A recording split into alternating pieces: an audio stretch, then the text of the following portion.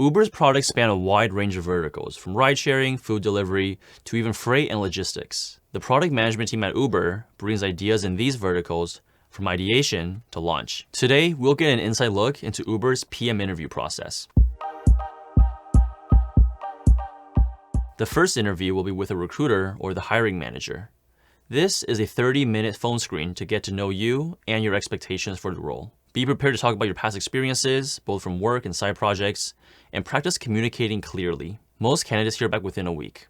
Next, you'll encounter a 45-minute phone interview with an Uber PM. This is typically a product sense question, but can be an analytical one as well. And finally, you'll be invited to an on-site interview. Here, you'll have 4 45-minute interviews, including a jam session. Here, you'll be tested on PM fundamentals, including product sense, analytical, and strategy questions.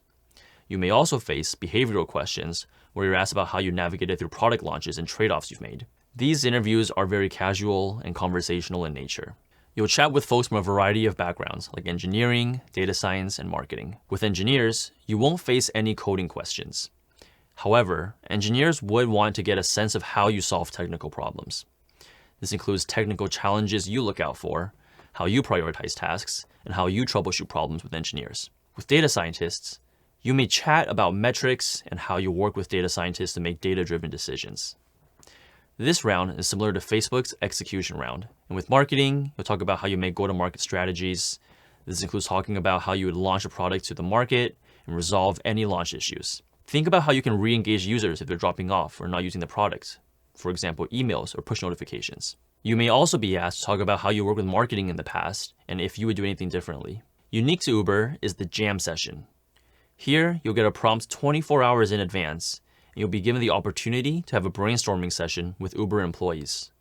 Here, you can ping pong ideas back and forth, and you'll be evaluated holistically on how well you work with others and how you receive critical feedback in a work setting. Jam sessions typically revolve around a real problem that Uber faces. Note that for group product manager and higher roles, the prompts will be provided up to a week in advance, with the expectation that you'll present your ideas during the on-site. 3 examples of prompts you may see in the jam session include, should Uber accept cash payments in Brazil? In India, Uber is seeing rider safety issues.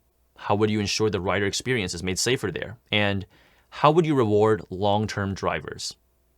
Most candidates hear back after the on-site within a week. After the on-site, your interviewers will debrief together and talk about your performance. Each interviewer will give a yes or a no to the candidate, and if there's a disagreement, there will be further discussions until everyone comes to a consensus. Candidates at Uber are broadly evaluated around 4 PM competencies. The first is product insight, strategy, and vision. How you obsess over the customer, have a strategic vision, and have the ability to innovate. Impact and execution. Your ability to move the needle for the business through execution, having a bias for action, and your inclination to be data-driven. Leadership and scope. Having ownership of your problems, your ability to communicate and collaborate, and your ability to take on large tasks. And technical depth. Your ability to work across teams with highly technical people. The jam session sets Uber's PM interview process apart from many other interviews. This brainstorming session feels like a real day in the life of a PM. In your jam session, think about the problem holistically. Oftentimes, there's going to be more than one party involved, such as restaurants, couriers, and consumers for Uber Eats. Think about the problem from all of their perspectives. Any changes you could make could potentially impact every other party. And think about the safety of the users.